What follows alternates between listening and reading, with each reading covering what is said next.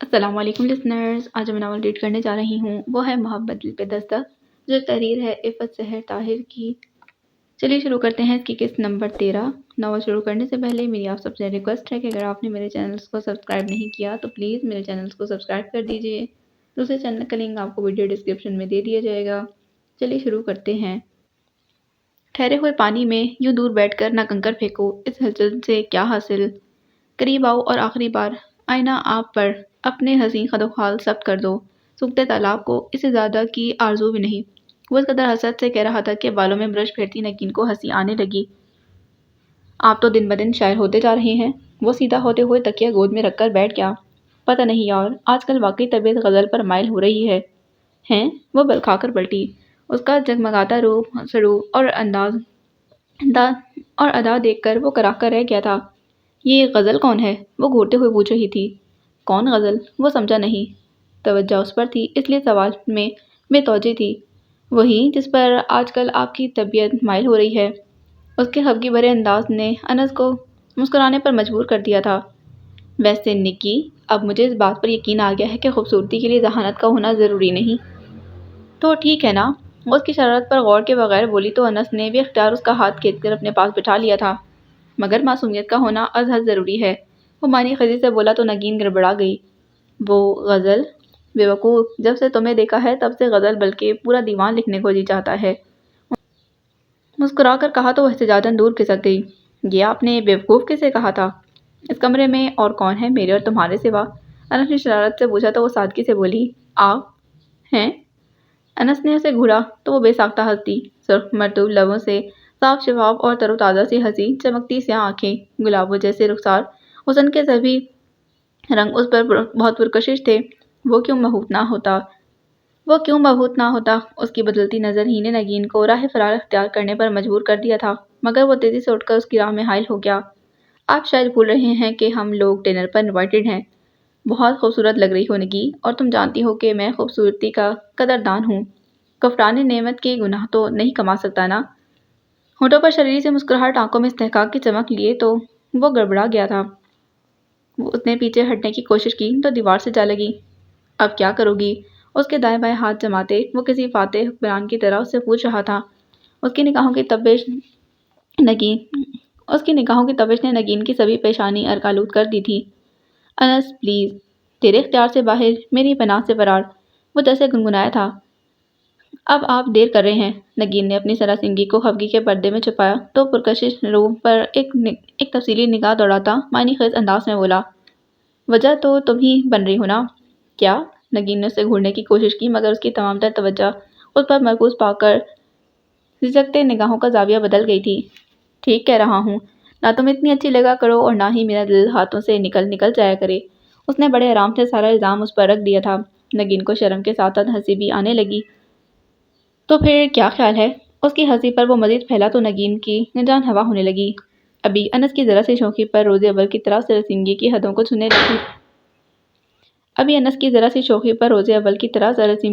کو چھونے لگتی تھی۔ اس کی نگاہوں کے بدلے انداز لمحہ بھر میں اسے پوکھلا دیتے تھے اور اس کی یہ ادائیں انس کو مزید دیوانہ بنا دیتی تھیں۔ 2 مرتبہ صبا کا فون آ چکا ہے انس، ہمیں اب تک وہاں پہنچ جانا چاہیے تھا۔ امی بھی انتظار کر رہی ہوں گی۔ وہ خائف سی اپنی دھڑکنیں سنبھالتی بولی تھی۔ ابھی وہ مزید محبت سے پیش قدمی کرتا کہ موبائل بج اٹھا تھا۔ یہ دیکھو، مشینی رکیب۔ گہری سانس بھرتے وہ ٹراؤزر کی جیب میں سے فون نکالنے لگا۔ نگین اس کی توجہ بٹتے ہی جھک کر اس کے حصار سے نکل گئی تھی۔ اسے گھورتے ہوئے اس نے کال ریسیو کی۔ دوسری طرف صبا تھی۔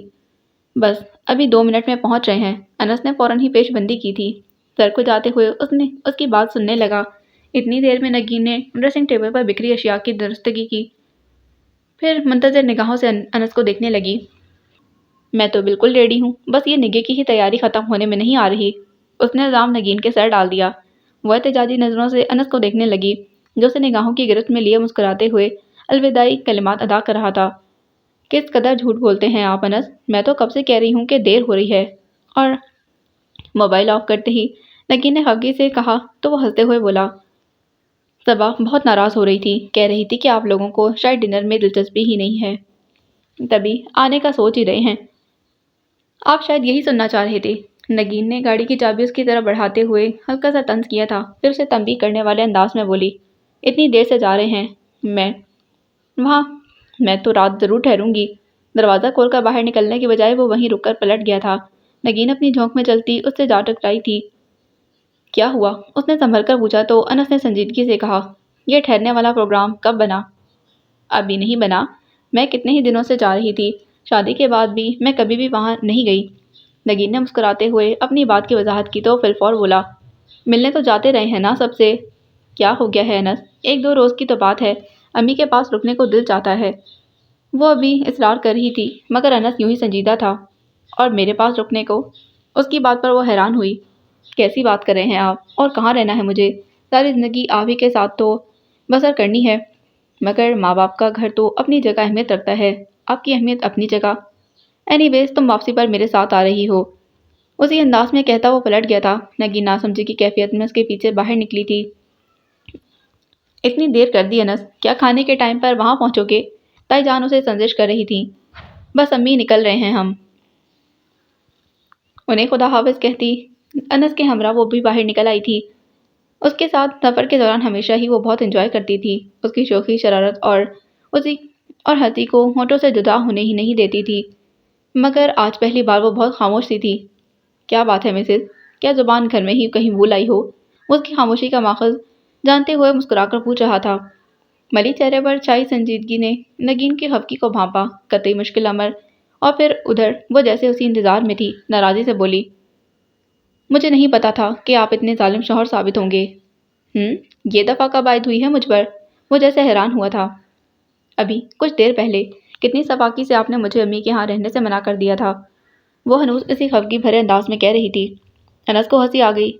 سفاکی سے کب؟ اوکے تو پیار سے بلکہ منت سماجت سے منع کر دیتا ہوں۔ آپ چاہیں کسی بھی انداز سے منع کریں، سفاکی ہی کہلائے گی۔ اور اس سفاکی کے پیچھے جو پیار بلکہ عشق چھپا ہے، اس کا کیا؟ وہ مسکراہٹ دباتے ہوئے بول رہا تھا، مگر وہ یوں ہی سینے پر بازو لپیٹے خفا خفا سی ونڈ اسکرین کے پار دیکھتی رہی۔ تب وہ بولا، اگر تم میری بات کو سمجھتی تو ناراض نہیں ہوتی۔ نگین نے تیکھی نظروں سے اسے دیکھا۔ کیا بات تھی جو میں نہیں سمجھی؟ دل نے تجھے عادت ہی بنا ڈالا ہے جانا، تیرے بنا اب اپنا گزارا ہی نہیں۔ وہ ہلکی سی سانس بھرتے ہوئے خود اس برجستگی سے بولا کہ نگین سے اپنی سنجیدگی برقرار رکھنا محال ہونے لگا۔ یہ شعر تو وہ رٹو طوطے کی طرح بولتا تھا۔ کیا اب بھی مزید وضاحتوں کی ضرورت ہے؟ وہ اس کے چہرے پر پھیلتے رنگوں کو دیکھتے پوچھ رہا تھا، پھر اس کا ہاتھ تھام کر اسٹیئرنگ وہیل پر رکھ دیا۔ عموماً مرد اپنی بیویوں سے اپنی دلی جذبات چھپا کر رکھتے ہیں، شاید اس ڈر سے کہ وہ سر نہ چڑھ جائیں، مگر مجھے ایسا کوئی خوف لاحق نہیں۔ میں آج بھی تم سے کہتا ہوں اور کہتا رہوں گا، لو یو سویٹ ہارٹ، اور میں تمہارے بغیر نہیں رہ سکتا، ایک دن بھی نہیں۔ وہ بڑے سنجیدہ انداز میں نگین کے دل کو تفاخر، طمانینت اور محبت سے بھر گیا تھا۔ یہ سب تو ٹھیک ہے، لیکن اگر سگنل پر ٹریفک سرجنٹ نے یہ دیکھ لیا تو وہ ضرور چارج دے گا۔ مسکراتے ہوئے نگین نے اس کے مضبوط ہاتھ تلے دبے اپنے ہاتھ کی طرف اشارہ کیا تو وہ دو بدو بولا، شادی کے بعد میاں بیوی کو مل کر گاڑی چلانی چاہیے، ایسا زندگی کی گاڑی کے متعلق کہا گیا ہے۔ نگین نے تصحیح کی، ہم دونوں میں کچھ بھی تمہارا اور میرا نہیں، بلکہ سب کچھ ہمارا ہے۔ نگی، تم میری زندگی کی حصے دار ہو، اور یہ بات میں سارجنٹ کو بھی بتا دوں گا۔ بڑے جذباتی انداز میں کہتے ہوئے وہ اس کی طرف دیکھ کر مسکرایا تو نگین نے اپنا ہاتھ اس کی گرفت سے کھینچ لیا تھا۔ آپ تو آج ڈبل چالان کرانے کے موڈ میں ہیں، تم میرا موڈ سمجھنے لگو گی تو بات ہی کیا ہے۔ وہ ہلکی سی سانس کھینچتے ہوئے زومعنی انداز میں بولا تھا۔ اپنی طرف متوجہ پا کر وہ ہمیشہ کی طرح چینپ گئی تھی، پھر اس کا دھیان بٹانے کی خاطر بولی، سامنے دیکھ کر ڈرائیونگ کریں اور یہ سوچے کہ گھر جا کر دیر سے آنے کی کیا وجہ پیش کریں گے۔ ڈونٹ وری، بہت سے بہانے ہیں میرے پاس، وہ اسے تسلی دیتے ہوئے بولا تو نگین نے فی الفور کہا، برائے مہربانی میرے والا بہانہ مت کریے گا، میں پورے ٹائم پر تیار ہوئی تھی۔ اوکے، کچھ اور؟ وہ فرما برداری سے بولا تو نگین نے مسکراہٹ دبا کر کہا، فی الحال اتنا ہی کافی ہے۔ ہاں فی الحال تو۔ اس کی مسکراہٹ گہری ہوئی تو اس کی شرارت بھانپ کر ہنستے ہوئے نگین سے مٹ کر دروازے کی طرف بیٹھ گئی تھی۔ اس کے انداز پر انس بھی محظوظ ہو کر ہنس دیا تھا۔ کچن کا سارا کام نپٹانے کے بعد، انس سے فون پر بات کر کے صالح بیگم کو بتانے کے بعد، وہ اپنا کمرہ سمیٹنے کے ساتھ ساتھ ہلکے سے میوزک سے لطف اندوز ہو رہی تھی۔ شاعری سے قطع نظر اس دھیان میں صرف ردم کی طرف تھا، مگر درد اسی کو شدید ہوتا ہے جسے چوٹ لگتی ہے۔ تبھی تو کمرے میں داخل ہوتے نوفل کا دھیان غزل کے لفظوں میں اٹکا تھا۔ بیڈ شیٹ کی سلوٹیں دور کر کے وہ سیدھی ہوئی تو سامنے استادہ نوفل احمد کا منجمد سا انداز لہجہ بھرکوں سے ٹھٹکا گیا تھا، مگر اگلے ہی پل اس نے بھرپور لاپرواہی کا لبادہ اڑتے ہوئے خود کو اس کی موجودگی سے یکسر بے نیاز ظاہر کیا۔ ڈریسنگ ٹیبل کے سامنے جا کھڑی ہوئی اور نوفل احمد اتنا بے وقوف تو نہیں تھا کہ اس کا ٹھٹکنا اور پھر سنبھلنا محسوس نہ کر پاتا، یوں بھی صبا کے معاملے میں اس کی حسیات کچھ زیادہ ہی تیز تھیں۔ معتدل قدموں سے چلتے جا کر اس نے سی ڈی پلیئر آف کر دیا۔ وہ آئینے کے سامنے کھڑی کانوں میں ٹاپس پہن رہی تھی۔ میوزک بند ہوتے ہی اس کی طرف متوجہ ہو گئی، پھر جیسے یاد دہانی کراتے بولی، یہ میوزک میں نے اپنے لیے لگایا تھا، اس وقت میں بھی کمرے میں موجود ہوں۔ نوفل نے سرد مہری سے کہا تھا، آپ شاید بھول رہے ہیں کہ اس کمرے پر میرا بھی حق ہے۔ اس کے جتلانے والے انداز پر تکیے کے نیچے سے اپنا والیٹ اور ریسٹ واچ نکالتا وہ سرد نگاہوں سے اسے دیکھنے لگا۔ رسٹ کلر لباس میں ملبوس معمول سے ہٹ کر وہ بہت نڈر اور پراعتماد انداز میں واقعی نوفل کو چونکا گئی تھی۔ ویری ویل، والیٹ ٹراؤزر کی جیب میں رکھنے کے بعد کلائی پر گھڑی باندھتے ہوئے وہ بہت معتدل انداز میں اسے سراہتے ہوئے گویا ہوا، اور کون کون سے حقوق ہیں آپ کے؟ ایک ہی بار وضاحت کر دیں تاکہ آئندہ مجھ سے کوئی غلطی نہ ہو اور آپ کے حقوق کی ادائیگی اچھی طرح سے ہو سکے۔ اس کا طنز بہت ذو معنی لیے ہوئے تھا، تبھی تو صبا کا روم روم سلگنے لگا تھا، مگر وہ نوفل احمد کے سامنے کمزور نہیں پڑی، طنزاً بولی، پہلے اپنے فرائض تو پہچان لیجیے، حقوق کی ادائیگی کی باری تو بہت بعد میں آتی ہے۔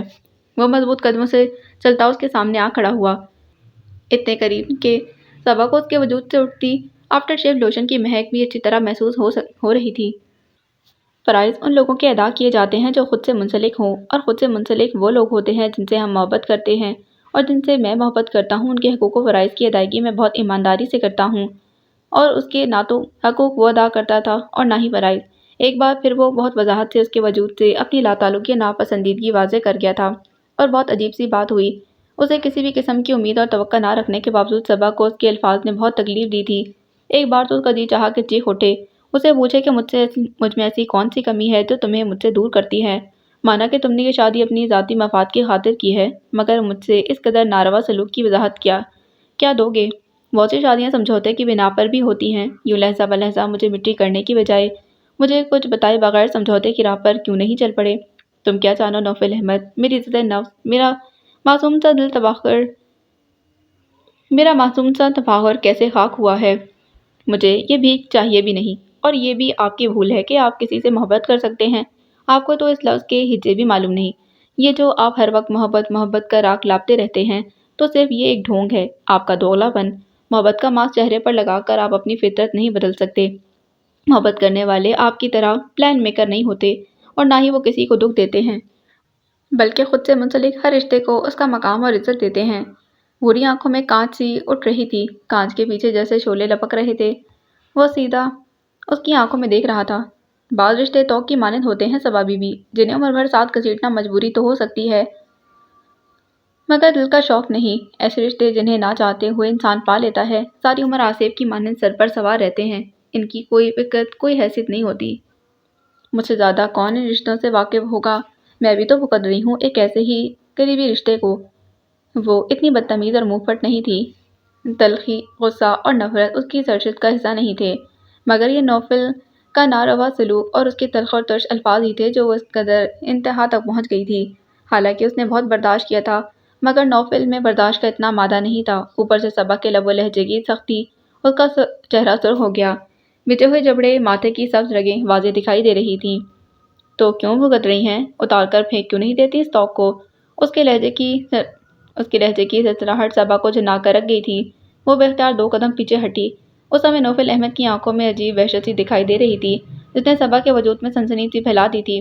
اسی کیفیت میں آگے بڑھ کر بہت بے دردی سے نوفل نے اس کا ہاتھ اپنی مضبوطی میں جکڑ لیا تو بے اختیار ہی اس کے لبوں سے ہلکی سی چیخ آزاد ہوئی تھی۔ ابھی شاید وہ مزید درستگی کا مظاہرہ کرتا، مگر اسی وقت دروازے کو زوردار انداز میں کھٹکھٹایا گیا تھا تو وہ اسے شعلہ بار نظروں سے گھورتا پلٹ گیا۔ آ جاؤ۔ نوفل کا لب و لہجہ بہت متوازن تھا، غصے یا تلخی کا شائبہ تک نہ تھا، اور دروازہ کھلتے ہی نگین کی ہستی مسکراتی شکل دکھائی دی تو صبا کو بھی بصورت خود کو سنبھالنا پڑا، اور اپنی اس نئی خاصیت پر صبا کو ہنسی آ گئی تھی۔ نوفل احمد کے ساتھ رہتے ہوئے جانے ابھی کس خوبی کو اپنانا تھا۔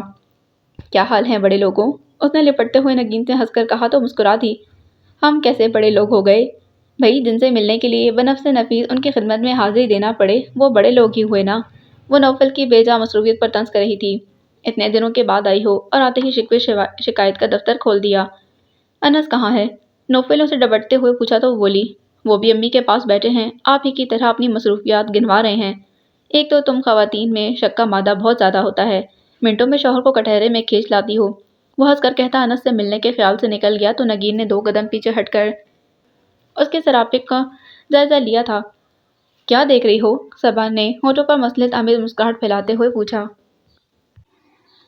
تو وہ مسکرا کر بولی، دیکھ رہی ہوں کہ اب صحیح معنوں میں میری بھابھی لگ رہی ہو۔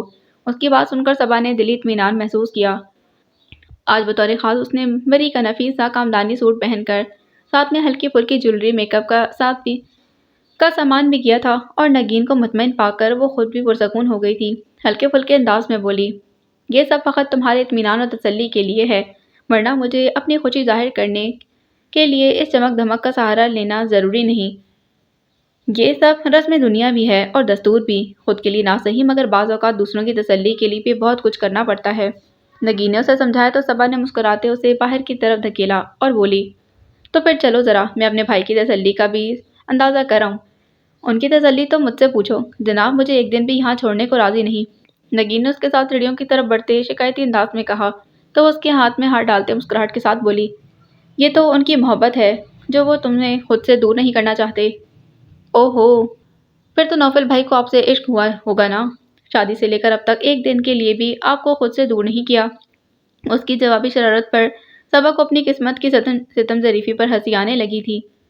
ہاں بالکل، ان کا بس چلے تو مجھے چھونے والی ہواؤں کا بھی اس گھر میں داخلہ بند کروا دیں۔ سٹنگ روم میں داخل ہوتے دھیمی آواز میں بولی تو نگین گہری سانس بھر کر رہ گئی، جبکہ وہ انس سے ملنے لگی۔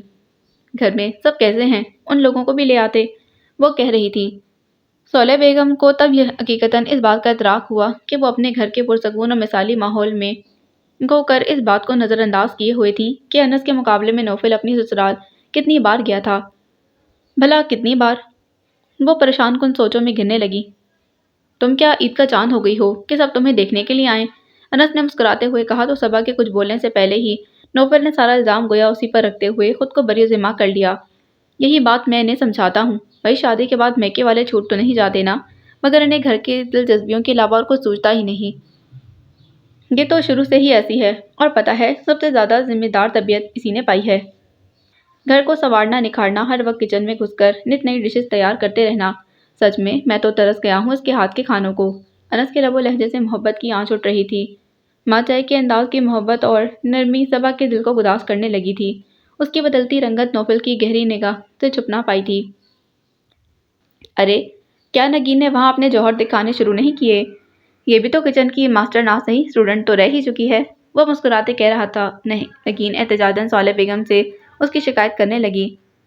دیکھ رہی ہیں امی، یہ میرے میاں کے سامنے میری تعریفیں کرنے کی بجائے میرا مذاق اڑا رہے ہیں۔ ڈونٹ وری نگی، تمہارے کمالات کی اڑتی اڑتی بلکہ گرتی پڑتی خبریں میں شادی سے پہلے بھی سن چکا ہوں۔ انس نے بھی نوفل کی شرارت کو آگے بڑھایا تو وہ ان دونوں سے لڑنے لگی۔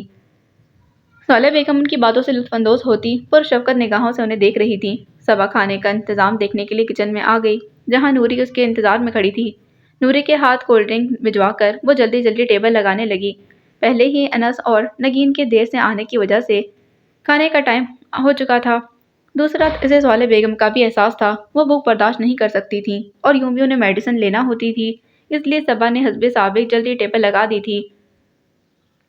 نوری آ کر اس کی ہدایت کی روشنی میں اس کا ہاتھ بٹانے لگی تھی۔ وہ اندر گئی تو سب کولڈ ڈرنکس لے چکے تھے۔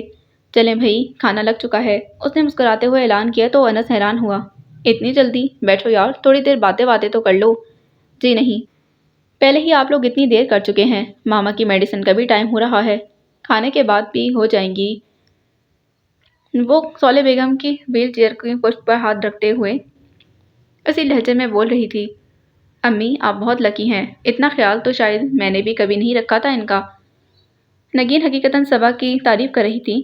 صالح بیگم کی زبانی اس کے اخلاق کی تعریفیں تو وہ ویسے بھی سنتی رہتی تھی، مگر اس کی طرف اٹھنے والی نوفل کی نگاہ میں بہت کاٹ تھی۔ اسے صبا کا ہر عمل ڈھونگ کے سوا کچھ نہیں لگتا تھا۔ یہ بھی ساس کو قابو کرنے کا ایک حربہ ہے، یعنی ہیڈ آف دی ڈپارٹمنٹ۔ اب سوچ لو، مگر انہیں کتنا فائدہ ہوگا؟ اس کا اندازہ بہت سادہ اور لہجہ مسکراہٹ لیے ہوئے تھا۔ سب نے سنا مگر صبا کے تو دل میں تیر سا گڑ گیا تھا۔ اتنے دنوں میں نوفل کے لب و لہجے کے اتار چڑھاؤ سے اچھی طرح واقف ہو چکی تھی۔ بے اختیاری سنجیدگی سے بول اٹھی، میں رشتوں کو ان کے مقام کے مطابق عزت دیتی ہوں اور نبھاتی ہوں۔ لوگوں کی طرح رشتوں سے فائدے اٹھانا میری سرشت میں شامل نہیں۔ نوفل کی اس طرف اٹھنے والی نگاہ بہت بے ساختہ اور سرد تھی۔ طنز کرنا بہت آسان مگر اس کا جواب اپنی ذات پر سہنا بہت مشکل ہوتا ہے۔ نوفل احمد تو ہمیشہ سے اپنی ذات کو سینچ سینچ کر رکھنے کا عادی رہا تھا۔ کسی سے کبھی ایسے روابط رہے ہی کہاں تھے کہ اس طرح کی جملہ بازی کرتا۔ اسی وجہ سے صبا کا بھرپور طنز اسے بہت شدت سے محسوس ہوا تھا۔ دوسری طرف صبا کو اس کی سمٹتی مسکراہٹ نے بہت سکون پہنچایا تھا۔ کھانے کے بعد چائے کا دور چلا۔ سبھی کھانے کی تعریف کر رہے تھے سوائے نوفل کے۔ یہ کیسے ممکن تھا کہ نگین چوک جاتی؟ بھائی آپ بھی تھوڑی تعریف کر دیں، سبھی ڈشز آپ کی پسند کی ہیں۔ وہ اپنی سوچوں سے چونکا تھا، پھر کزن مسکرا کر بولا، میرے لیے تو گھر کی مرغی دال برابر ہے۔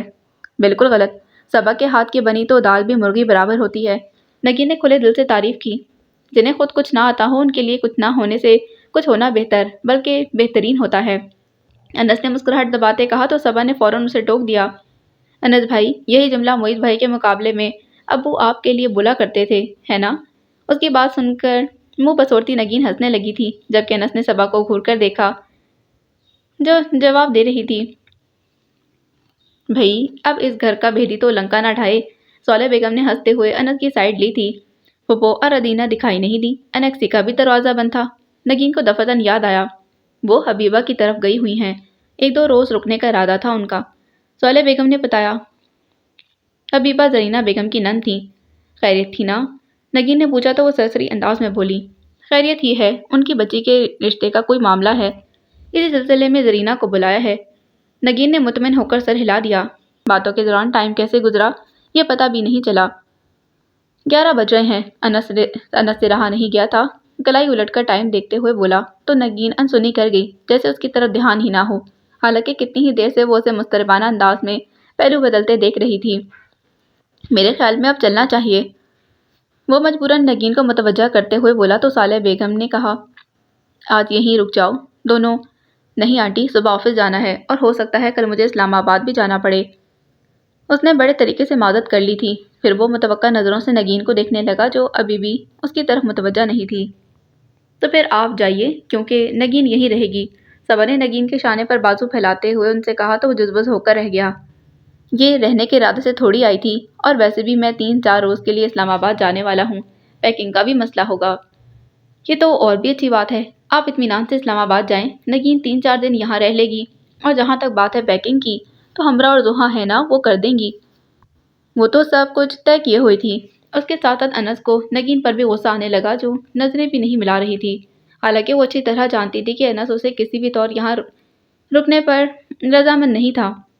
اوکے، اگر نگی کی مرضی ہے تو، وہ سنجیدگی سے کہتے اٹھ کھڑا ہوا تو نگین کے چہرے پر مسکراہٹ کھیل گئی تھی۔ اگر آپ مجھے پہلے بتا دیتے کہ آپ اسلام آباد جا رہے ہیں تو میں پہلے سے ہی رہنے کا انتظام بنا کر آتی۔ گاڑی میں تم سے بات ہوئی تو تھی اس معاملے پر؟ وہ یاد دہانی کروا رہا تھا، مگر نگین تو یوں بھی رکنے کی خواہش مند تھی، بھول پن سے بولی، تو پھر ٹھیک ہے، جب آپ اسلام آباد سے واپس ہوں گے تو پھر مجھے فون کر دیجیے گا، میں آ جاؤں گی۔ اور کوئی وقت ہوتا تو انس اس کے حوالات درست کر دیتا، مگر سسرال میں بیٹھ کر وہ صرف سوچ ہی سکا تھا۔ بہرحال اسے نگین پر سخت غصہ تھا۔ اوکے، پھر میں چلتا ہوں۔ یوں ہی سنجیدہ صورت لیے صالح بیگم کے آگے جھک گیا تو انہوں نے اس کے سر پر دست شفقت رکھا۔ نوفل سے بغل گیر ہونے کے بعد وہ صبا سے ملا، مگر پورچ میں پہنچتے، گاڑی میں بیٹھنے اور پھر گیٹ سے باہر نکلنے تک بھولنے سے بھی اس نے نگین کی طرف نہیں دیکھا تھا، جو اس کی غیر ضروری خاموشی اور سنجیدگی پر غور ہی کرتی رہ گئی تھی۔ یہ زحا کدھر ہے؟ ہمرا کو کچن میں چائے بناتے دیکھ چچی جان نے حیرت سے پوچھا۔ ابھی کچھ دیر پہلے وہ زحا کو شام کی چائے بنانے کا کہہ کر گئی تھی، اور اب زحا بی بی غائب تھی۔ وہ تو اپنے کمرے میں ہے، کہہ رہی تھی کہ انہیں اپنی وارڈروب سیٹ کرنی ہے، ہمرا کہتے ہوئے چائے دم پر رکھ رہی تھی۔ وہ سر ہلا کر زحا کے کمرے کی طرف بڑھ گئی اور حسب توقع اسے بستر پر دراز پا کر انہیں سخت غصہ آیا تھا۔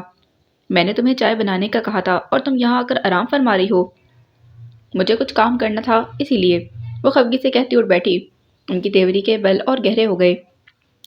ایک چائے تو بنائی نہیں گئی تم سے، اور کون سے کام نپٹانے تھے جو بستر پر لیٹ کر نپٹا رہی ہو؟ اوف وہ امی، ہمرا تو بنا رہی ہے نا چائے، وہ اکتا کر بولی تو انہوں نے تیز لہجے میں کہا ہمرا تو بنا ہی لے گی، اس سے پہلے صبا نے اپنے سلیقے سے سارا گھر سنبھالا ہوا تھا، مجھے حسرت ہی رہی کہ تم بھی کچھ سنوار لو، ایک چائے بنا لینے سے کیا سنور جائے گا بھلا، تمہاری زندگی تو سنور جائے گی۔ زوہا جیسے دفتن ہی ان کی ناراضگی کا مطلب پا گئی تھی، میں جیسی ہوں ویسے ہی بہت اچھی ہوں، میرا یوں بھی بہت اچھا گزارا ہو جائے گا، وتی کے لہجے میں بولی تھی، فضول باتیں مت کرو، کچھ عرصے میں شادی ہو جائے گی اور روٹی تک ڈالنی نہیں آتی تمہیں، موئی تو عادی ہے بہترین کھانے کا، موئی دادی ہے تو میں کیا کروں، میرا یہاں کیا تذکرہ، اس کے تیز لہجے پر وہ ناپسندیدگی سے اسے ٹوک گئی تھی، تمہیں ان سب باتوں کا پتہ ہونا چاہیے کہ محیط کو کیا پسند ہے اور کیا نہیں، اس سے رشتہ طے ہو رہا ہے تمہارا، مجھے اس کے متعلق حساب کتاب رکھنے کی کوئی ضرورت نہیں، اور آپ لوگ بھی خواہ مخواہ رشتوں کا جوڑ توڑ مت کریں، میں جیسی ہوں ابھی اچھی ہوں، کسی کے لیے بدل نہیں جاؤں گی۔ اس کے سامنے بیٹھتے ہوئے وہ غصے بھرے انداز میں بولی، کیا مطلب ہے تمہارا، کون سے خواہ مخواہ کے رشتے، آپ کو کم از کم مجھ سے تو پوچھنا چاہیے تھا، وہ ابھی بھی ناگواری سے کہہ رہی تھی۔ چچی جان نے اس کی غیر ذمہ دارانہ گفتگو ہمیشہ سے ہی ناپسند کی تھی، مگر اس وقت انہوں نے بامشکل تحمل کا مظاہرہ کیا۔ اس سے پہلے کون سے کام تمہارے مشوروں سے ہو رہے تھے جو اس اہم معاملے میں تمہاری رائے لینا ضروری تھا، اور پھر تمہیں کیا اعتراض ہے؟ کیوں مجھے کون سا مسٹر پرفیکٹ سے بیارے ہیں آپ لوگ کہ مجھے کوئی اعتراض ہوگا؟ آپ تائی جان سے انکار کر دیں بس، اس نے اپنے مخصوص لٹ مار انداز میں کہا تو وہ غصے میں آ گئیں، انہیں ذرا برابر امید نہیں تھی کہ وہ اتنے صاف انداز میں منع کر دے گی۔ تم حواس میں تو ہو، کیوں منع کر دوں، میں تو شروع سے ہی انتظار میں تھی کہ آپا اس رشتے کی بات کریں۔ ان کی بات نے زوہا کو سرتاپا سلگا دیا تھا، ایسے کون سے ہیرے جڑے ہیں اس میں، یا میں ہی اتنی فالتو ہوں کہ آپ اس شخص کے انتظار میں دن گن رہی تھیں؟ وہ چٹک کر رہ گئی، بکو مت، انہوں نے اسے جھاڑ دیا تھا، خاندان کا بہترین لڑکا ہے محیط، سب گھروں میں اس کی طبیعت اور کردار کی مثال دی جاتی ہے، کوئی خامی بھی ہم لوگوں نے نہیں دیکھی اس میں، تم نے دیکھی ہو تو کہو، اور بی بی ہیرے تو تم میں بھی نہیں جڑے، پھر بھی آپا نے خود اس رشتے کی بات کی ہے، میں کسی کی خوبی یا خامی کی بات نہیں کر رہی، بس مجھے اس سے شادی نہیں کرنی ہے، اس کی اور میری سوچ میں بہت فرق ہے، اس نے تیز لہجے میں کہا، تو وہ بھی اسی کے لب و لہجے میں بولی تھی، تمہارا صرف دماغ خراب ہے اور کچھ نہیں، خبردار جو مجھ سے یہ کتابی باتیں کرنے کی کوشش کی، بڑے بیٹے ہیں نا تمہاری زندگی کا فیصلہ کرنے والے، اور بہترین ہی کریں گے، میں کسی بھی صورت محیط سے شادی نہیں کروں گی، میری اسے نہیں بن سکتی، شکر کرو کہ اتنا بہترین رشتہ، انہوں نے غصے سے کہنا چاہا تو ان کی بات کاٹ کر تلخی سے بولی، اس لیے تو کہہ رہی ہوں کہ اتنے بہترین شخص کے لیے کوئی بہترین لڑکی ڈھونڈے، یہی سمجھ لے میں اس کے قابل نہیں، بس چپ رہو، تمہارا تو دماغ خراب ہو گیا ہے اور کچھ نہیں، وہ چڑھ گئی تھیں، اس کی باتیں بے وقوفی کے سوا کچھ بھی نہیں لگ رہی تھیں، میں یوں ہی نہیں کہہ رہی امی، یہ واقعی سچ ہے، آپ محیط سے پوچھ لیں، وہ صرف تائی جان کی فرما برداری میں رشتے پر حامی بڑھ رہا ہے، ہم دونوں کے خیالات میں بالکل زمین آسمان کا فرق ہے، وہ زچ ہو گئی تھی، اس کا خیال تھا کہ امی کچھ سوچنے پر مجبور ہو جائیں گی، مگر ادھر تو لگ رہا تھا کہ وہ جانے کب سے رشتے کی راہ تک رہی تھیں، اس میں ایسی کون سی نئی بات ہے، میاں بیوی کے درمیان آہستہ آہستہ ہی سمجھنے اور جاننے کا عمل وقوع پذیر ہوتا ہے، نہ کہ خدا اوپر ہی سے ذہنی مطابقت کر کے بھیجتا ہے، اور پھر تو تم دونوں کزنز بھی ہو، بالکل انجان فریقوں میں بھی شادی کے بعد اس قدر ذہنی مطابقت ہے کہ یقین نہیں آتا، وہ اٹل انداز میں کہہ رہی تھی، زوہا کو اب رونا آنے لگا، بھلا وہ محیط سے شادی کر سکتی تھی، اس سے زیادہ ذلت اور اہانت کی اور کون سی بات ہوتی، وہ نہ صرف زوہا اور عمر کے افیئر سے واقف تھا بلکہ خود بھی کسی اور لڑکی سے کمیٹڈ تھا، یہ سب جانتے سمجھتے ہوئے بھی اس سے شادی کرنا زوہا کو موت کے برابر لگ رہا تھا، آپ لوگوں کو صرف اپنی خوشی سے نسبت ہے، میری خوشی میری مرضی کی کسی کو پرواہ نہیں، میں کسی طور بھی اس رشتے پر راضی نہیں ہوں، وہ آنسو بہانے لگی تھی، چچی جان کو اس کی فضول بچکانہ ضد پر غصہ آ رہا تھا، ہم اس لیے خوش ہیں کیونکہ جانتے ہیں تم بھی محیط کے ساتھ ہمیشہ خوش رہو گی، تمہاری پرواہ کرتے ہیں، تمہاری خوشی کا احساس رکھتے ہیں، اسی لیے تمہارے لیے بہترین فیصلہ کر رہے ہیں، میں اتنی پرفیکٹ نہیں بن سکتی جتنا وہ ہے، مجھ سے باورچن یا دھوبن والے کام نہیں ہوتے، اور نہ ہی میں اس معاملے میں کسی کا روب ارتاش کروں گی، کل کو گھر کا ماحول خراب ہو تو قصوروار مجھے مت ٹھہرائیے گا، اس نے آ کے رگڑتے اپنے تئیں انہیں دھمکایا تھا، مطلب یہی تھا کہ شاید وہ اس طرح اس ارادے سے باز آ جائیں، مگر وہ بہت اطمینان سے بولی، آہستہ آہستہ سب سیکھ جاؤ گی، کون سا کہیں رخصت ہو کر جانا ہے، وہی لوگ وہی ماحول رہے گا، دوسرا جب ذمہ داری پڑے گی تو خود بخود آٹے دال کا بھاؤ معلوم ہو جائے گا، وہ اٹھ کھڑی ہوئی تھی، پھر جاتے جاتے اسے گویا تنبیہ کرتے بولی، اور یہ جو اپنے دماغ کی ٹیڑھ ہے نا، اسے سیدھا کر لو۔ میں نے تو تمہاری الٹی سیدھی سب سن لی۔ تمہارے باپ کے کانوں میں بھنک پڑ گئی تو قیامت کھڑی کر دیں گے۔ جانتی ہو اچھی طرح، موہت اس گھر کا عزیز ترین بچہ ہے۔ اس کے جانے کے بعد زوہا پر جھنجھلاہٹ اور اشتعال کا شدید حملہ ہوا تھا۔ عزیز ترین بچہ، ایک ہی ناپسندیدہ ترین اور فالتو فرد ہے۔ اس نے تکیہ اٹھا کر پھینک دیا تھا، بیڈ شیٹ گھسیٹ کر ایک طرف ڈال دی۔ اس پر بھی غصہ کم نہ ہوا تو غم اور غصے کے مارے اٹھ کر ٹہلنے لگی تھی۔ وہ تو جیسے نواب زادہ ہے، ہر شے اس کی من پسند، اس کی مرضی کے مطابق، ہر کریڈٹ اس کے کھاتے میں، چاہے میں اپنے جذبات اور احساسات پر پتھر رکھ کر اپنی تمام عمر کی خوشیوں کی قربانی دے کر ہی کیوں نہ اسے شادی کے لیے حامی بھروں۔ کل کو یہی کہا جائے گا کہ معید حسن نے زوہا جیسی پور لڑکی سے شادی کر کے اس پر احسان کیا ہے، اس کے والدین کی لاج رکھی ہے۔ وہ کیا کہتے ہیں کہ دکھ سہیں بھی فاختہ اور انڈے کھائیں کوے میاں، مگر میں ایسا کبھی نہیں ہونے دوں گی۔ معید حسن، تمہارا یہ بیوی بچے والا امیج تہس نہس کر دوں گی۔ ابھی تمہارا زوہا میر سے واسطہ نہیں پڑا، تمہاری ساری فرما برداری دھری کی دھری نہ رہ گئی تو میرا نام بھی زوہا میر نہیں۔ وہ بڑے منتقمانہ انداز میں سوچ رہی تھی۔ وہ گھر پہنچا تو اس کا موڈ بہت بگڑا ہوا تھا۔ نگین نہیں آئی؟ تائی جان نے یوں ہی پوچھ لیا۔ صبا نے روک دیا، اسے حالانکہ پتہ بھی تھا کہ میں کل اسلام آباد جا رہا ہوں۔ اسے تو بس موقع چاہیے تھا دل کی بھڑاس نکالنے کا۔ بدمزگی سے بولا تو اطمینان سے کہنے لگی، اچھا ہے، اس کا دل چاہ رہا ہوگا نگین سے بات کرنے کو، خود تو وہ کم ہی آ پاتی ہے۔ تو اس کا مطلب یہ تو نہیں نا کہ میری بیوی پر قبضہ کر لے وہ لوگ۔ وہ سر جھٹک کر بولا تو وہ مسکرا دیں۔ وہ بیٹی ہے اس گھر کی، تمہاری بیوی ہونے کے بعد اس گھر سے رشتہ ٹوٹ تو نہیں گیا اس کا؟ خود تو صبا آتی نہیں ہے، اتنے دھڑلے سے روک لیا اسے۔ میں نے کہا بھی کہ مجھے پیکنگ کا مسئلہ ہوگا۔ وہ خفیف سی جھلاہٹ کے ساتھ کہہ رہا تھا، لو بھلا، اس سے پہلے کبھی کوئی مسئلہ ہوا ہے تمہیں؟ بہنوں میں سے کوئی بھی کر دے گی پیکنگ۔ اور تم کون سا اتنا زیادہ سامان لے کر جاتے ہو؟ بیوی پر اتنی زیادہ پابندی اچھی نہیں ہوتی۔ پہلی بار تو وہ رہنے گئی ہے۔ تائی جان نے اسے گھرکا مگر اس کا موڈ نہیں بدلا۔ اسے رہ رہ کر نگین پر غصہ آ رہا تھا، جو اس کے خیالات سے واقف ہونے کے باوجود اتنے آرام سے وہاں رہنے کے لیے راضی ہو گئی تھی۔ ہمراہ اور زوہا تو سو گئی ہیں، چلو مجھے بتاؤ کون سی چیزیں پیک کرنی ہے، میں کر دیتی ہوں۔ انہوں نے مصالحانہ انداز میں کہا تو وہ انہیں روک گیا۔ آپ سو جائیں جا کر، صبح دیکھی جائے گی، یوں بھی کون سا منہ اندھیرے نکلنا ہے۔ 9 بجے تک کا ٹائم ہوگا، تب تک دیکھ لیجیے گا۔ جیسی تمہاری مرضی۔ وہ اپنے کمرے میں چلی گئیں۔ چند لمحے وہیں کھڑے رہنے کے بعد ڈھیلے ڈھالے انداز میں اپنے کمرے کی طرف آ گیا۔ لائٹ آن کر کے پلٹا تو ٹھٹک سا گیا۔ یہ تنہائی کتنی عجیب لگ رہی تھی، حالانکہ وہ شروع سے ہی اس کمرے میں تنہا رہتا چلا آیا تھا۔ ان چند مہینوں میں اس دشمن نے جانے جیسے اپنا عادی کر لیا تھا۔ کس قدر ویران سا لگ رہا تھا یہ کمرہ، جیسے کوئی بہت بڑی کمی واقع ہو گئی ہو۔ وہ بستر پر بیٹھ کر جوتے اتارنے لگا۔ فضا میں نگین کے استعمال شدہ پرفیوم اور کاسمیٹکس کی خوشبو ابھی بھی باقی تھی۔ یوں لگ رہا تھا کہ ابھی کہیں سے وہ چوڑیاں چھنکاتی ہنستی ہوئی اس کے سامنے آ جائے گی۔ خود سے منسلک چیزوں سے متعلق وہ ہمیشہ سے ہی بہت ٹچی رہا تھا، اور یہ تو ایک جیتی جاگتی ہستی کا معاملہ تھا جس کے ساتھ وہ دل اور روح کا جڑا تھا۔ وہ کیوں کر جھنجھلاہٹ کا شکار نہ ہوتا؟ آئندہ میرے بغیر وہاں رہ کر تو دیکھنا۔ وہ مغلوب سے جذبات کے زیر اثر بہت سوچ رہا تھا، اور یہ تو قطعی بات تھی کہ وہ اب کبھی نگین کو کہیں رہنے کی اجازت دینے والا نہیں تھا، چاہے کوئی ناراض ہی ہوتا رہے۔ بس میں اپنی بیوی کے بغیر ایک دن بھی نہیں رہ سکتا، اس نے اٹل انداز میں فیصلہ کر لیا تھا۔ جذباتیت کے زیر اثر وہ یہ بات بھول رہا تھا کہ نگین اس کی محبوبہ نہیں بلکہ بیوی تھی، جو بہت معاشرتی رشتوں میں بندھی ہوئی تھی، جنہیں نبھانا اس کے لیے لازم تھا۔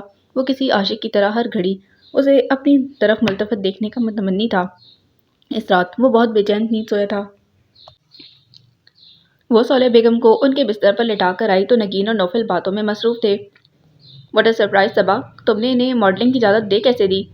نگین کا بھی ایک کینی کے اور تحیر کے ریپر میں لپٹا سوال اس قدر غیر متوقع تھا کہ وہ اس کے پاس بیٹھی گڑبڑا سی گئی، پھر قدرے سنبھل کر سنجیدگی بھری لاپرواہی سے بولی، انہوں نے مجھ سے ایسی کوئی اجازت نہیں لی، یہ ان کا ذاتی فیصلہ ہے۔ نگین کو اسے اس جواب کی توقع نہیں تھی، تو وہ شاکی نظروں سے نوفل کو دیکھنے لگی، جو صوفے سے ٹیک لگائے کارپیٹ پر نیم دراز تھا۔ مسکراہٹ دباتے بولا، سو واٹ نگی، میں کون سا دوسری شادی کرنے جا رہا ہوں جو ان کی اجازت؟ اسٹاپ اٹ بھائی، وہ ایک بار کی تیز لہجے میں اسے ٹوک گئی تھی۔ ڈونٹ وری نگین، جو کچھ نہ کر سکتے ہوں وہ صرف باتیں ہی کرتے ہیں۔ صبا کا لہجہ اور انداز پرسکون تھا۔ نوفل کی ہنسی سمٹنے میں ایک پل بھی نہیں لگا۔ وہ اس کی سلگتی نگاہ کی تپش صبا کو اپنے چہرے پر بہت واضح طور پر محسوس ہوئی تھی، اور اپنا اطمینان بھی۔ نگین ہنسنے لگی، یہ تو تم نے بالکل صحیح کہا، ابھی تو شروعات ہے، اس بحر بے کراہ میں پاؤں تو دھونے دو، پھر دیکھنا میری سوئمنگ۔ نوفل کا لب و لہجہ بہت بشاشت بھرا تھا مگر تاثر میں سرد مہری تھی۔ ویسے بہت بری بات ہے بھائی، آپ کو صبا سے سلسلے میں اجازت لینی چاہیے تھی۔ ہے کیسی پیڑ یہ؟ نگین نے سنجیدگی سے کہتے ہوئے کہا تو صبا اندر ہی اندر کڑ کر رہ گئی۔ رکھا تو ہوا ہے انہوں نے ایک قانونی مشیر ظال افریدی کی شکل میں۔ کمون نگین، تم کیوں پریشان ہو رہی ہو؟ انہیں اپنی حدود کا اچھی طرح پتا ہے۔ اس نے بات سمیٹنا چاہی تھی۔ پھر بھی میاں بیوی کو ہر فیصلہ باہم مل کر کرنا چاہیے تاکہ کل کو صرف ایک پر بات نہ آئے۔ وہ اپنی بات پر اڑی ہوئی تھی اور خود صبا کونسا نوفل کے اس فیصلے پر بہت خوش تھی۔ اس کا بس چلتا تو وہ ظال افریدی کی ایڈورٹائزنگ کمپنی کو لپیٹ لپاٹ کر واپس نیو یارک ایکسپورٹ کر دیتی۔ تم عورتوں کی سوچ بہت محدود ہوتی ہے بھائی، یہ تو زمانہ ہی ایڈورٹائزنگ کا ہے۔ وہ نگین کو ستانے والے انداز میں کہہ رہا تھا، تبھی جانے صبا کے ذہن میں کیا سمائی، سرسری انداز میں بولی، میں بھی سوچ رہی ہوں کہ ان کے ساتھ ایک آدھ ایڈ کر ہی لوں۔ مجھے بھی تو آفر کی تھی انہوں نے، بلکہ بقول ان کے فوٹوگرافر کی بڑا فوٹوجینک چہرہ ہے میرا۔ نوفل کے تاثرات پل بھر میں ہی بدل گئے تھے۔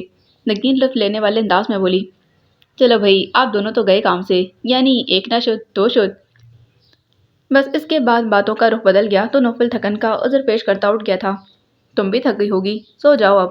صبا نے کہا تو وہ منہ بنا کر بولی، قسم سے بالکل بھی نیند نہیں آ رہی، حالانکہ گھر میں 9 بجے کے بعد اپنے کمرے سے باہر نہیں نکلتی۔ میاں کی یاد آ رہی ہوگی۔ صبا مسکرا دی تو وہ ایمانداری سے بولی، صحیح کہہ رہی ہو، پہلی مرتبہ ان کے بغیر رہنے آئی ہوں نا، اسی لیے کمرے میں جانے کو دل نہیں کر رہا۔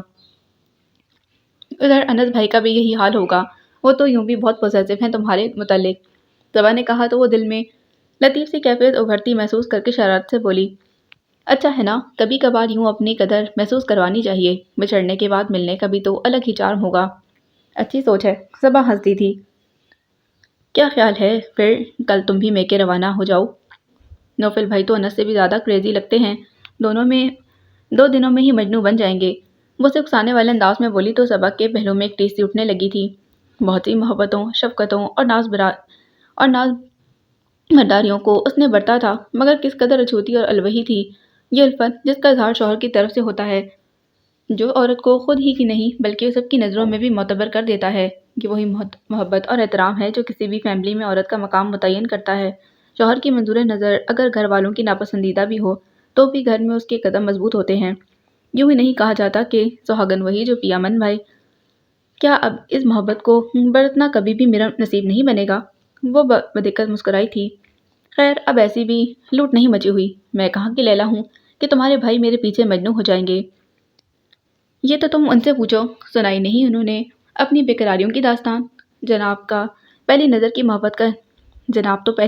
کی محبت کا شکار بنے تھے، شاید تبھی تو اتنے عرصے تک انتظار کرانے کے بعد تمہیں دیکھتے شادی کے لیے ہاں کر دی تھی انہوں نے۔ نگین اسے چھیڑ رہی تھی مگر اس نے اپنے دل میں فقط درد کی لہریں پھیلتی محسوس کی تھیں۔ ہاں سنائی تھی مجھے بھی اپنے دل ہارنے کی داستان، 14 طبق روشن کر دیے تھے میرے دل کے زخم، پھر سے لو دینے لگے تھے۔ اسے پھر سے کسی مہربان شانے کی طلب محسوس ہونے لگی تھی۔ کوئی تو ہو میرے دل کے زخموں پر اپنی مسیحائی کے پاہے رکھے۔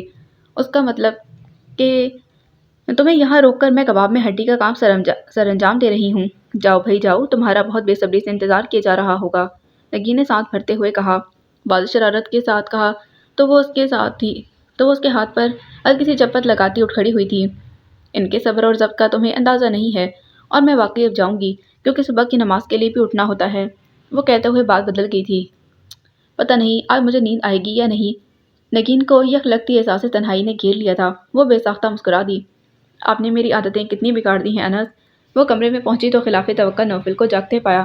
رات کے اس پہر اسے سگریٹ کا دھواں سلگاتے دیکھ کر صبا کی جان چل گئی تھی۔ یہ کام کمرے سے باہر بھی بہترین طریقے سے ہو سکتا ہے، ضروری تو نہیں کہ اپنے ساتھ ساتھ دوسروں کی صحت سے بھی کھیلا جائے۔ سنجیدہ لب و لہجے میں ناپسندیدگی کی واضح جھلک تھی۔ وہ تیکھی نظروں سے اسے دیکھنے لگا جو اب وارڈ روم میں سے اپنا نائٹ سوٹ نکال رہی تھی۔ سمجھوتے میں بہت کچھ برداشت کرنا پڑتا ہے۔ اس کے سر لب و لہجے میں صبا کے ہاتھوں کو پھر لمحے بھر کے لیے ساکت کیا تھا، پھر وہ کپڑے لیے کچھ کہے بنا ہی واش روم میں چلی گئی تھی۔ لپیٹتے ہوئے نوفل نے جلتا سگریٹ پانی سے بھرے گلاس میں پھینک دیا تھا۔ یوں تو وہ ہلکی سی آواز کے ساتھ ہی بجھ گیا۔ نوفل کی پیشانی پرشکن تھی۔ وہ چہرہ دھو کر دوپٹے سے خشک کرتی واش روم سے نکلی تھی۔ پھر لائٹ آف کر کے بستر پر آ گئی۔ وہ ہنوز بیڈ ٹراؤن سے ٹیک لگائے بیٹھا تھا۔ صبا کو الجھن سی ہونے لگی۔ نائٹ بلب کی نیل کو روشنی میں وہ اس کے تاثرات تو نہیں دیکھ پا رہی تھی، مگر اتنا ضرور سمجھ گئی تھی کہ اس کا موڈ کچھ بہتر نہیں ہے، ورنہ اس سے پہلے تو وہ لائٹ آف ہوتے ہی صبح سے پہلے کروٹ بدل کر سونے کی تیاری کرنے لگتا تھا۔ سر چٹک کر ذہن کو سوچوں سے پاک کرتے وہ اپنی جگہ پر لیٹ گئی تھی۔ تبھی ٹیوب لائٹ کی روشنی نے دفعتاً اس کی آنکھیں چندیا دی تھیں۔ اس نے چونک کر دیکھا تو نوفل تھا۔ کیا ہوا؟ بے ساختہ اس کے ہونٹوں سے پھسلا۔ اتنی جلدی کیا ہے سونے کی؟ پہلے کچھ وضاحت تو کر دیں اپنے اسٹیٹمنٹ کی۔ وہ بڑے اکڑے ہوئے انداز میں کہتا اپنی جگہ پھر سے براجمان ہو گیا۔ کیا مطلب ہے آپ کا؟ کون سی اسٹیٹمنٹ؟ اس کے لہجے کے ساتھ آنکھوں میں بھی تحیر اتر آیا تھا۔ کوہنی کے زور پر وہ ذرا اونچی اٹھ کر حیرت سے اسے دیکھ رہی تھی۔ یہی ماڈلنگ سٹارٹ کرنے والا؟ اوہ، صبا نے گہری سانس لی۔ تو جناب کو انکشاف سونے نہیں دے رہا؟ آپ بھی تو کر رہے ہیں۔ آپ نے کون سا کسی کی اجازت چاہی تھی؟ مجھے بھی آفر آئی تو سوچا منظور کر لوں۔ اب کی بار وہ رسان سے کہتی اٹھ بیٹھی تھی۔ Shut up! وہ دفعتاً ہی مشتعل ہو اٹھا تھا، پھر فوراً ہی خود کو سنبھالتے ہوئے سرد لہجے میں بولا، میں آپ سے پہلے بھی کہہ چکا ہوں کہ میں آپ کے حوالے سے ایسا کچھ بھی پسند نہیں کروں گا۔ کمال ہے، ابھی کچھ دیر پہلے آپ عورتوں کو محدود سوچ کا طعنہ دے رہے تھے اور خود ویسی سوچ کا مظاہرہ کر رہے ہیں۔ آپ خود بھی تو یہ کہہ رہے تھے کہ گلیمر اور ایڈورٹائزنگ کا زمانہ ہے۔ اس کے غصے نے صبا کو اندر سے ڈرا دیا تھا، مگر بظاہر بڑی سادگی سے بولی تو وہ دانت پر دانت جما کر رہ گیا۔ اس کا یہ مطلب نہیں ہے کہ آپ اپنا بایو ڈیٹا لے کر ماڈلنگ کرنے پہنچ جائیں۔ کیوں؟ میرے ساتھ کیا پرابلم ہے؟ اور کچھ نہیں تو شیمپو کا ایڈ تو کر ہی لوں گی۔ خوبصورت بال ہیں میرے۔ اسے تپتے دیکھ کر صبا کو یہ گونا سکون کا احساس ہو رہا تھا۔ مزید چڑھانے کی خاطر بولی تو وہ دو بدو بولا، نہیں سنبھالے جاتے تو کٹوا دیں، مگر میں کبھی بھی پسند نہیں کروں گا کہ کوئی میری وائف کو ایک نظر بھی دیکھے۔ صبا کے دل کو جیسے کسی نے نرمی سے چھوا تھا۔ بے ساختہ اسے دیکھنے لگی تو وہ اٹل انداز میں بولا، یہ رشتہ چاہے کسی بھی بنیاد پر طے ہوا ہو، دنیا کی نظر میں تو بہرحال آپ میری وائف ہیں۔ میں اپنی عزت کو عزت سے رکھنا بہت اچھی طرح جانتا ہوں۔ اس کے لفظوں نے خوش فہمی تڑیا طے کرتی صبا کو ایک جھٹکے سے فرش پر لا پھینکا تھا۔ بہت اچھے، اگر بیوی شوہر کی عزت ہے تو شوہر بھی تو بیوی کی عزت ہوتا ہے۔ اگر آپ کا کام میرے لیے اچھا نہیں تو بہتر ہے کہ آپ کے لیے بھی نہیں ہو سکتا۔ پھر آپ کیوں کر رہے ہیں؟ اس نے تب کر پوچھا تو اس نے جھڑکنے والے انداز میں کہا، بے وقوفی کی باتیں مت کریں اور آئندہ میں کبھی بھی آپ کے منہ سے ایسی کوئی فضول بات نہیں سنوں۔ اگر آپ اپنی وائف کے لیے پوزیسو ہیں تو میں بھی اپنے ہسبینڈ کے لیے اتنی ہی پوزیسو ہوں، چاہے ہمارا رشتہ کسی بھی بنیاد پر کیوں نہ طے ہوا ہو۔ میں بھی آپ کی اتنی آزادانہ سوچ کو برداشت نہیں کر سکتی۔ اس کی رنگت تمتما اٹھی تھی۔ نوفل کے لیے اس کے انداز اور الفاظ بہت غیر متوقع تھے۔ بے اختیار ہی اس کے تمتماتے چہرے کو نظروں کی گرفت میں لے بیٹھا تھا، پھر ایک دم سے سارا غصہ بھول کر ہنس دیا۔ بابوں کو ہلکی سی جنبش دے کر معنی خیز انداز میں بولا، کیا بات ہے صبا بی بی، کہیں آپ میری محبت میں تو گرفتار نہیں ہو گئی؟ اس کے سوال نے صبا کو ایک خفیف سے جھٹکا لگایا تھا۔ یوں لگا جیسے پیشانی کو کسی نے جلتی سلاخ سے داغ دیا ہو۔ اس کی ہنسی نے جلتی پر تیل کا کام کیا تھا۔ بہت بڑی غلط فہمی کا شکار ہیں آپ۔ ابھی نہ تو میرا دماغ خراب ہوا ہے اور نہ ہی میرے دل اتنے فضول کاموں کی گنجائش رکھتا ہے، وہ تلخی سے بولی، مگر نوفل کے ہونٹوں پر ابھی بھی ہنسی سمٹ کر یوں ہی جذبہ تھی جس نے صبا کے روئے روئے میں آگ بھڑکا دی تھی۔ وہ بہت معتدل اور ٹھنڈی طبیعت کی مالک ہوا کرتی تھی، مگر حالات کے الٹ پلٹ نے جیسے اس کا روپ ہی بدل ڈالا تھا۔ پتہ نہیں آپ کس خوش فہمی میں گھرے ہیں نوفل احمد، ورنہ کبھی غور کریں تو آپ کو اندازہ ہوگا کہ آپ میں ایسا کچھ بھی نہیں جو صبا میر کے دل کو چھو سکے۔ وہ چٹک کر رہ گئی تھی۔ اس کی عزت نفس لہو لہان تھی۔ تبھی انا نے پورے تمطراق سے سر اٹھایا تھا۔ اب جانے وہ چپ رہ گیا تھا یا پھر اس کے باز کہنے کو کچھ بچا ہی نہیں تھا۔ صبا نے اس کی طرف دیکھے بغیر آگے ہو کر لائٹ آف کی اور اپنی جگہ پر آ کر لیٹ گئی تھی۔ آنسو قطرہ قطرہ اس کے دل کے درد کو باہر نکالنے لگے تھے۔ دکھ پہنچتا ہے بہت دل کو، رویے سے تیرے اور مداوا تیرے الفاظ کا نہیں کر سکتے۔ بہت برے ہو تم نوفل احمد، بہت برے، میں تمہیں کبھی معاف نہیں کروں گی۔ وہ بری طرح ہرٹ ہو گئی تھی۔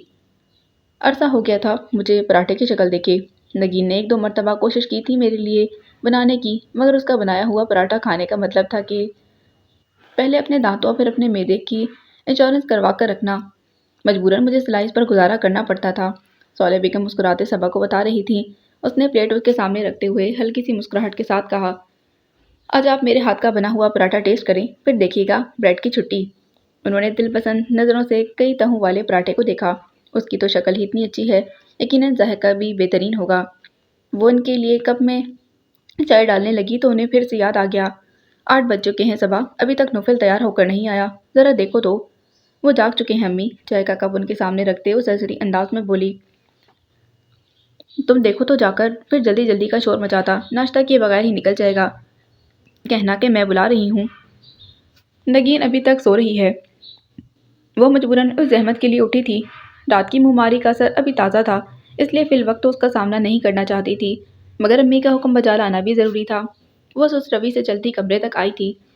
दरवाज़ा दरवाजे से कमरे के अंदर झांका, वो सामने दिखाई नहीं दिया। उसे मजबूरन अंदर आना पड़ा तो वॉशरूम का बंद दरवाज़ा देखकर गर्म सांस लेकर रह गई थी। बिस्तर पर पड़ा मोबाइल बज उठा था। सबा ने उसकी रोशन स्क्रीन पर सरसरी सी निगाह डाली थी। जालिया अफरीदी कॉलिंग। जालिया अफरीदी का नाम पूरे दमतराक के साथ जगमगाते देखकर उसके दिल में गुस्से और नापसंदीदगी के शदीद जज्बात पैदा हुए थे। दजीदा नज़रों से वॉशरूम के बंद दरवाजे को देखते हुए अगली बेल से पहले उसने मोबाइल हाथ में लेते ओके प्रेस कर दिया था। मोबाइल कान से लगाती कदरे साइड में चली आई थी। Hello Prince charming. जाले की ज़िंदगी से भरपूर खिलखिलाती आवाज़ ने उसे नागवारी में मुब्तला कर दिया था। मैं सबा बोल रही हूँ। उसके मजीद कुछ कहने से पहले वो जताने वाले अंदाज में तारुफ करवा गई थी। ओह हाय सबा, कैसी हो यार, कहाँ रहती हो तुम, मिलती ही नहीं। वो अपने मखसूस बेतकल्लफाना अंदाज में शिकवा कर रही थी। मेरे मिलने ना मिलने से क्या होता है, जिन्हें मिलना होता है वो तो मिलते ही रहते हैं आपसे। उसके लबो लहजे की तलखी को महसूस किए बगैर जालिया दिलकशी से हंसी थी। कौन, नोफिल? इससे तो तकरीबन रोज़ाना ही मुलाकात होती है, मगर तुम्हें तो उसने 7 पर्दों में छुपा रखा है। अमेजिंग, ऐसी ही बीवी चाहता था वो। उसके चेहरे को जैसे उसके चेहरे को जैसे गर्म शुआएं छू गई थीं। ऐसी बीवी, यानी घर में रखने के लिए बीवी और बाहर के लिए जाले बीवी। उसे शायद इतना गुस्सा कभी नहीं आया था। बिल्कुल, वर्किंग लेडीज़ को वो बिल्कुल पसंद नहीं करते। उनके ख्याल में घर में रहने वाली लड़कियां ही अच्छी बीवियां साबित होती हैं। अपने गुस्से को दबाकर उसने भी शीरे में डबोकर करवाहट जाले की तरफ बढ़ाई थी। अच्छा, मुझे तो उसने कभी ऐसी। जाले ने बहुत हैरत से कहना शुरू किया, मगर वो इस सूरत हाल से लुत्फ़अंदोज़ नहीं हो पाई थी कि किसी ने छीनने के से अंदाज में उसके हाथ से मोबाइल ले लिया था। सबा गड़बड़ा गई थी। गीले बिखरे बालों के साथ वो यकीनन अभी शावर लेकर निकला था और उसे यूं आज़ादाना महवे गुफ्तगू पाकर शायद पहला हमला उसी पर किया गया था। खुशमगीन नज़रों से देखते हुए वो जाले की बकिया बात सुन रहा था। वो खफीफ सी होकर वहाँ से हट गई थी। कमान जाले, किसकी बातों में आ रही हो यार? बीवी को खुश रखने और अपने बचाव के लिए ऐसे छोटे मोटे झूठ बोलने ही पड़ते हैं। वो बड़ी खुश दिली से कहता सबा की जान चला गया था। बीवी को खुश रखने के लिए या महबूबा को? उसने तिलमिला कर सोचा। Oh yes of course. वो हल्का कहका लगाते बिस्तर की तरफ आया था। सबा उसे सौले बेगम का पैगाम देने के लिए खड़ी थी। नौफिल ने उसे कुछ सोचने समझने का मौका दिए बगैर कलाई से थाम कर ही बिस्तर पर धकेला और खुद भी वहीं टिक गया था। इस कदर गैर मुतवक्का सूरत हाल ने सबा को हैरान कर दिया था। बिजी तो हूँ, मगर तुम बुलाओ हम ना आए। ऐसे भी हालात नहीं, तुम जैसे लोगों के लिए तो टाइम निकालना पड़ता है। वो मुस्कुराते कह रहा था। सबा ने लब भींचते हुए अपना बाजू चढ़ाना चाहा, मगर उसकी तरफ मुतवज्जा ना होने के बावजूद सबा के बाजू पर उसके हाथ की गिरफ्त आहनी थी। ओके, मैं अपना इस हफ्ते का शेड्यूल चेक कर लूँगा, फिर तुम्हें इन्फॉर्म कर दूँगा। उसकी खींचातानी से कतई नज़र वो बड़े पुरसकून अंदाज में बात कर रहा था। अलबत्ता अगर कोई बहुत इंपॉर्टेंट मीटिंग हुई तो तुम्हें मुझको थोड़ी रियायत देना पड़ेगी। वैसे अंदाज़न कितने दिनों का प्रोजेक्ट है? वो कह रहा था। फिर जाले का जवाब सुनने के बाद पूछने लगा, और लोकेशन कौन सी है? अपने ऊपर टिके उसकी निगाह महसूस करके सबा कोफ्त का शिकार हो रही थी। यूं सामने बैठकर उन दोनों की गपशप सुनना एक इम्तिहान ही था। ऊपर से मुतवक्का पूछ-गछ के ख्याल से भी उसे कदरे घबराहट हो रही थी। यूं ही तो उसे पकड़े नहीं बैठा था। It's very nice. मरी का मौसम तो वैसे भी आजकल बहुत ज़बरदस्त हो रहा है। ओके, डोंट वरी यार, बस ज़रा मामा से बात कर लूँ। सोचा था उन्हें सरप्राइज़ दूंगा, मगर अब सोच रहा हूँ कि जाने वो कैसे रिएक्ट करें। एनीवेज तुम तसल्ली रखो, मैं अभी ऑफिस पहुँचकर बाकी डिटेल्स तुम्हें बता देता हूँ। Okay then. Okay then. Mobile of करके बिस्तर पर डालता वो सबा की तरफ मुतवज्जा हुआ तो वो नागवारी से पुर लहजे में बोली, मेरा बाजू छोड़ दें। बात करने के इसके अलावा भी बहुत से तरीके हैं। दबतन उसका हाथ बड़ी सबक रवि से सबा की कलाई पर से होता उसके चेहरे पर आन ठहरा था। आप मुझे बताएं, आप कौन सा तरीका पसंद करती हैं? लबो लहजा बहुत मुतदिल था, ना अपनायत की झलक, ना तंज का शाइबा, मगर कुछ खास था। कुछ तो ऐसा खास था कि जिसने पल भर में सबा को उसकी तरफ मुल्तफित कर दिया था। शायद उसकी इस पल बहुत नर्म तासुर से सजी आंखों में, या शायद एक बरकी रूह उसके हाथों की तपे से सबा के वजूद में सरायत कर रही थी। दिल लम्हों के परों पर बेखुदी में सफ़र करते रहने को तैयार था, मगर अगले ही पल इसी कुर्बत में भी सबा को محسوس ہونے لگی تھی۔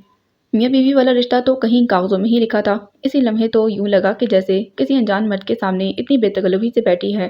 اس کے پیشانی سے پسینہ پھوٹ پڑا تھا، بے جان ہوتے ہاتھ کو بمشکل چھڑاتی اٹھ کھڑی ہوئی تھی۔ وہ بھی اس کے مقابل کھڑا ہو گیا۔ صبا کا دل ہاتھوں پیروں میں دھڑکنے لگا۔ اس نے بڑی شدت سے خود کو دوبارہ کچھ دیر پہلے والی کیفیت کا شکار ہوتے محسوس کیا تھا۔ پرتوش چہرہ، لرزتی پلکیں۔ آئندہ احتیاط کیجیے گا، آپ کا رویہ خصوصاً زالے کے ساتھ، آپ کا رویہ مجھے بالکل بھی پسند نہیں۔ آپ کو پتا ہے وہ میرے لیے کتنی خاص ہے۔ ایک جھٹکے سے وہ کسی طلسم سے آزاد ہوئی تھی۔ زالے افریدی، اس کے دل میں کانٹا سا چبھا تھا۔ تمام نرم گرم جذبات بھاپ کی طرح تحلیل ہو گئے تھے۔ تلخی کہیں بہت اندر سے امڈی تھی۔ سمجھوتے میں بہت کچھ انچاہا بھی برداشت کرنا پڑتا ہے، یہ آپ ہی نے مجھے سکھایا۔ اگر میں برداشت کر سکتی ہوں تو آپ بھی عادت ڈال لیں۔ ناشتے کی میز پر ماما آپ کا انتظار کر رہی ہیں، آ جائیے۔ تڑک کر کہتی وہ آخر میں اپنی ذمہ داری نبھاتی مڑ گئی تھی۔ نوفل چہرہ موڑے اسے دروازے سے باہر نکلتے دیکھتا رہا۔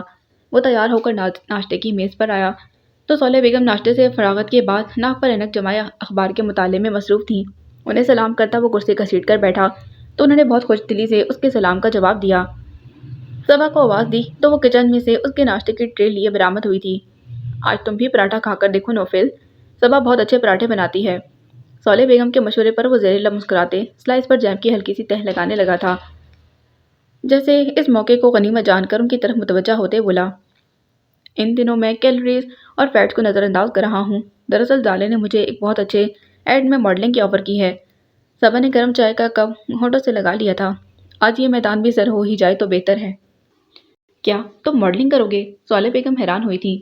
جیم لگا سلائس منہ کی طرف لے جاتے ہاتھ رک کر اس نے بھووں کو خفیف سی جنبش دے کر استفہامی انداز میں اس کی طرف ہونٹوں پر بڑی دلکش سی مسکراہٹ پھیلا کر دیکھا۔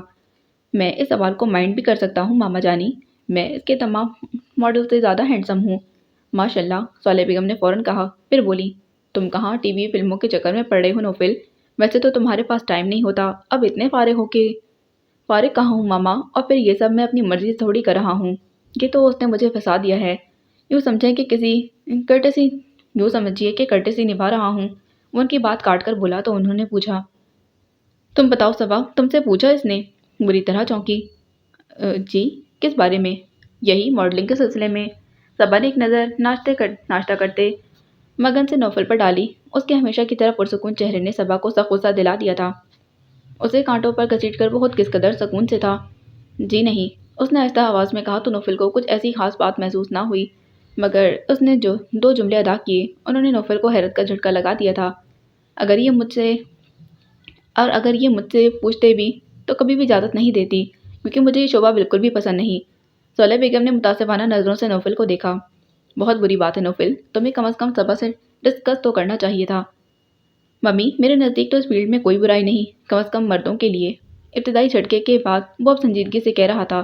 یقیناً صبا کا شکوہ اسے پسند نہیں آیا تھا، اور یہ بات سن کر صبا کو بہت اطمینان حاصل ہوا تھا۔ اچھا ہے نا، میں جس آگ میں جل رہی ہوں اس کی تھوڑی سی آنچ آپ تک بھی تو پہنچے نوفل۔ اب اطمینان سے چائے کے گھونٹ پہ رہی تھی۔ بہرحال شوق یا کرٹسی نبھانے کے لیے ایک ہی ایڈ کافی ہے، وہ بھی اس لیے کہ اب تم زالے سے وعدہ لے چکے ہو، مگر آئندہ کے لیے ہر کام تم دونوں کے باہمی فیصلے سے ہونا چاہیے، صالح بیگم قطعیت سے کہہ رہی تھیں۔ السلام علیکم، نگین نے آ کر کرسی گھسیٹتے ان کی بات کو آگے بڑھایا تھا۔ بالکل صحیح کہہ رہی ہیں امی، میں نے بھی ان سے یہی کہا ہے، اگر صبا کو یہ پسند نہیں تو کیا ضرورت ہے اس چکر میں پڑنے کی؟ آپ لوگ بھی حد کرتے ہیں، میں کون سا دنیا سے الگ کام کرنے والا ہوں کہ اس کے صلاح مشورے کی ضرورت پڑ رہی ہے؟ مردوں کو ان کاموں کے لیے اجازت ضروری نہیں ہوتی۔ نوفل نے ناشتے سے ہاتھ کھینچ لیا تھا اور اب وہ بہت سنجیدگی سے کہہ رہا تھا، شوہروں کو ضرورت ہوتی ہے اجازت لینے کی۔ صالح بیگم نے بھی اسی انداز میں کہا تو بحث کو بڑھتے دیکھ کر صبا بلا ارادہ ہی مصالحت آمیز انداز میں بول اٹھی تھی، ڈونٹ وری امی جان، اب یہ میرے لیے اتنے بھی ناقابل اعتبار نہیں کہ میں ان کے ذاتی شوق کو نبھانے کی بھی اجازت نہ دوں، میں تو یوں ہی انہیں تنگ کر رہی تھی۔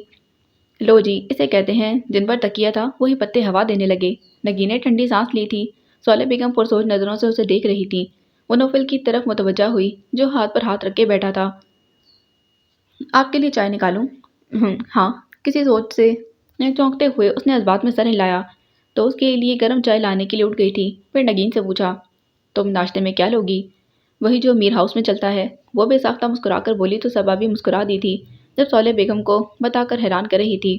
وہاں سبھی ناشتے میں پراٹھا کھاتے ہیں، سالن یا انڈے کے ساتھ، اور حیرت کی بات تو یہ ہے کہ سبھی ماشاءاللہ سے اتنے فٹ اور سمارٹ ہیں۔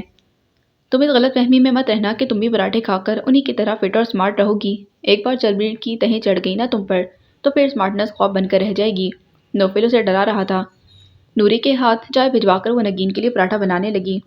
کیا بات ہے نوفل، میں دیکھ رہی ہوں کہ تم گھر کو خصوصاً صبا کو بالکل بھی ٹائم نہیں دے رہے۔ صالح بیگم کے دل کی خلش زبان پر آ ہی گئی تھی۔ نوفل تو چونکا ہی تھا، نگین بھی بے یقینی سے انہیں دیکھنے لگی تھی۔ کیا صبا نے آپ سے کچھ کہا ہے؟ اس نے بلا ارادہ ہی پوچھ لیا تو وہ قدر سختی سے بولی۔ اس کے کہنے کی کیا ضرورت ہے؟ میں نے بھی دنیا دیکھی ہے، تمہارے رنگ ڈھنگ میرے سامنے ہیں۔ پہلے تو تم ایسے نہیں تھے، گھر اور خود سے منسلک چیزوں سے ایسی لاپرواہی تمہاری فطرت میں شامل نہیں تھی، پھر صبا کے معاملے میں ایسی لاپرواہی کیوں؟ ان کے اس قدر اور قطعی انداز نے نوفل کو بھی لہجہ بھر کو چکرا دیا تھا۔ حالانکہ اس سے پہلے بھی وہ ایک بار اس سلسلے میں اسے بات کر چکی تھی اور اپنے تئیں وہ انہیں مطمئن کر چکا تھا، مگر آج اچانک پھر سے انہوں نے اس کی خامی کو پوائنٹ آؤٹ کیا تھا، تو اس کا مطلب یہی تھا کہ وہ ٹھیک طریقے سے اپنا کردار نہیں نبھا رہا تھا۔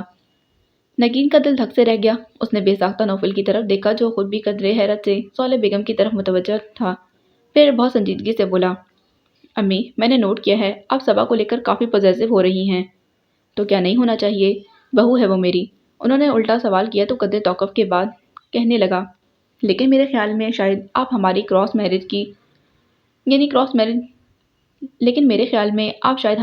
میرج کو سر پر سوار کر رہی ہیں، اس لیے اتنی باریکیوں پر پڑ رہی ہیں۔